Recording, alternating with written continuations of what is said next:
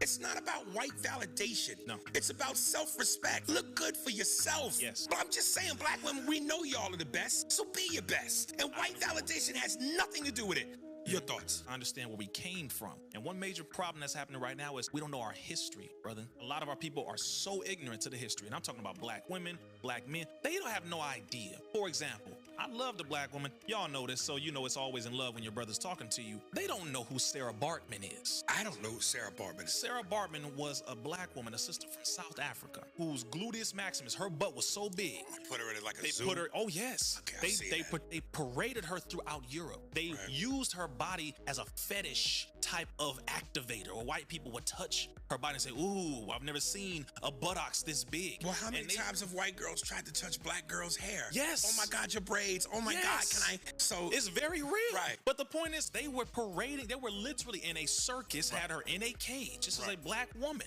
from Africa. They refer to her as the Venus Hottentot. Right. Everyone needs to know who Sarah Baartman is. All black women who get BBLs, all the sisters out here who got your butt out, you please, I implore you to please learn about who Sarah Baartman is, because you are now doing voluntarily what she was being forced to do.